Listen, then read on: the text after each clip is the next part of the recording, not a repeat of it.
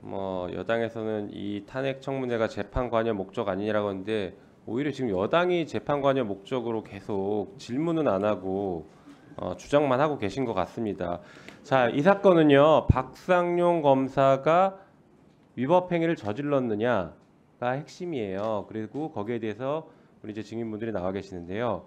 보면은 허위 증언, 진술 요구, 회유 협박 이런 것들이 있었냐가 굉장히 중요한 한 가지 사유고요. 또 공범을 분리시켰냐, 또 하나는 접견 절차를 위반했느냐, 그리고 변호사까지 동원해서 회유했느냐 이런 것들이 이제 중요한 탄핵 사유입니다.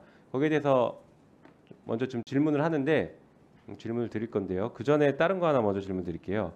지금 검찰에서는 이화영 증인께서 정치인이다, 국회의원까지 지낸 분이라서 허위 자백을 할 리가 없다. 자기들이 아무리 회유하고 압박해도 넘어갈 사람이 아니다. 이런 주장을 하고 있습니다. 여기에 대해서 짧게 답변 주십시오.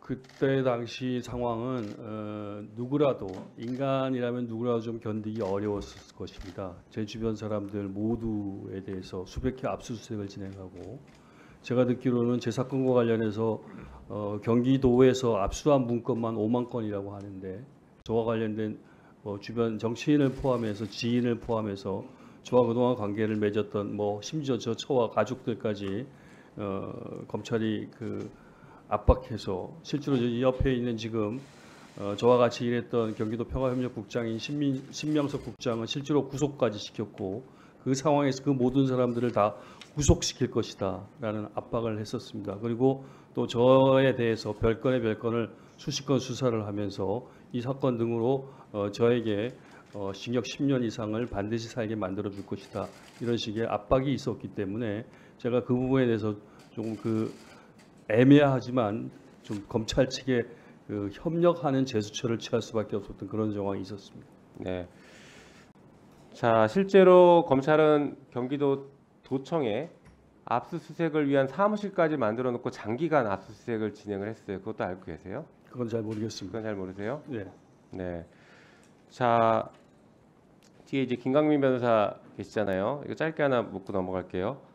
허위 자백을 한다. 그러니까 진술의 임의성이 있냐 없냐가 다툼이 생길 때 진술의 임의성은 검사가 입증해야 됩니다. 맞습니까?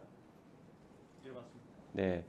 실제 대법원 판례에 이런 내용이 있어요. 알선수재 사건의 공여자 등이 별건으로 구속된 상태에서 10여일 내지 수십여일 동안 거의 매일 검사실로 소환되어 밤늦게까지 조사를 받았다면 이들은 과도한 육체적 피로, 수면 부족, 심리적 압박감 속에서 진술을 한 것으로 보여져서 그 임의성을 의심할 만한 사정이 있고 검사가 의문점을 해소하지 못했기 때문에 증거 능력이 없다. 이렇게 판결한 게 있습니다. 알고 계십니까? 예, 알고 있습니다.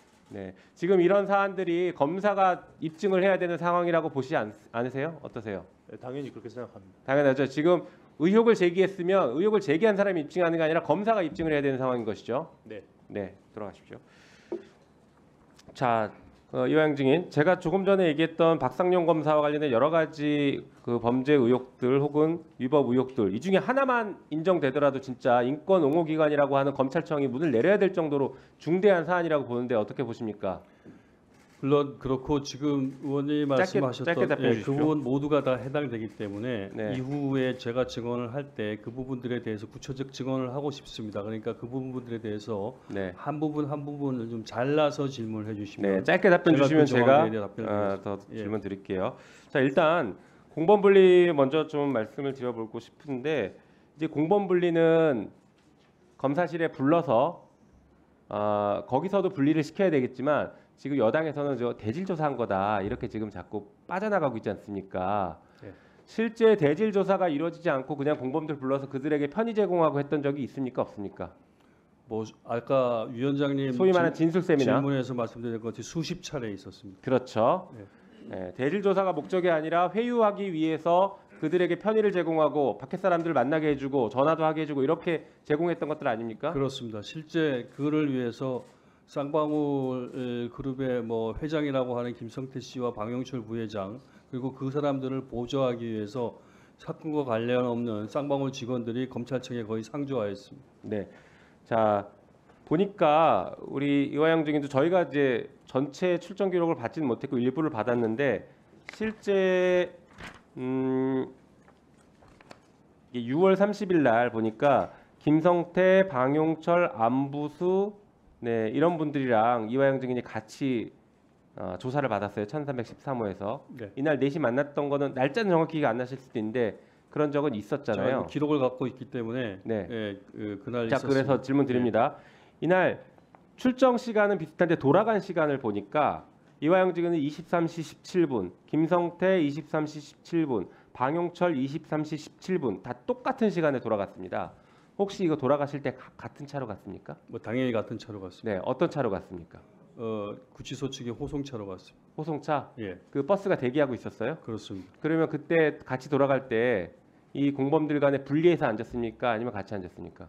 뭐 작은 차기 때문에 분리라면 분리할 수도 있고 같이 가면 같이 갔다고 있었다고 평가할 수도 있을 것 네, 같습니다. 작은 차는 어느 정도의 작은 차입니까? 몇 인승 정도? 12인승? 12인승 정도? 예, 작은 차들은. 그럼 이때 돌아갔을 때는 그 지금 얘기했던 이 사람들 말고 다른 사건의 다른 피의자들, 모르는 피의자들 이런 사람들도 있던가요? 구속된 없었습니다. 없었어요? 네. 자, 보니까 이렇게 한 번만이 아니라 새벽에 돌아간 적도 굉장히 여러 번 있었어요. 네. 그럴 때에도 다 지금처럼 비슷하게 특정한 차를 가지고 작은 차를 가지고 같이 돌아간 때가 많았나요? 대개 다 그랬습니다. 아니 그렇죠. 모두가 다 그랬습니다. 이것이 바로 다 행역법 위반들입니다. 그 자, 부분에 대해서 제가 조금 더 보충해서 지금 말씀. 시간이 알겠습니다. 없으니까 조금 네, 이따 말씀드리고 다른 거 하나 또 중요한 거 물어볼게요. 조재현 변호사는 어떻게 만나게 되신 겁니까? 과거부터 좀 알던 분이었습니다. 네. 그런데 요청을 하신 거예요? 아니면 박성현 검사가 만나보러 간 거예요? 처음에 변호인 선임하던 초기 구속 상태에서는 제가 요청을 드렸는데 네. 변호사 선임을 못 해준다고 그러셨고 네. 나중에 이 5월 6월 정황에서는 박상용 검사가 해줄 조재현 것이고. 변호사를 소개해서 만났습니다. 네. 김성태, 방용철 자주 있었습니다.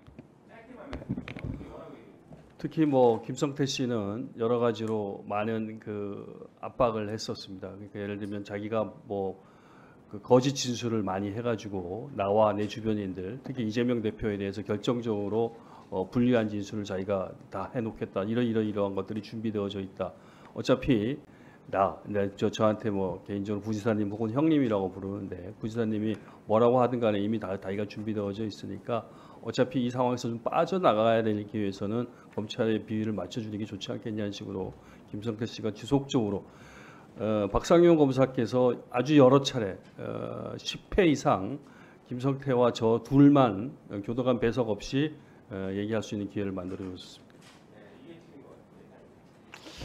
네, 최진우 의원님.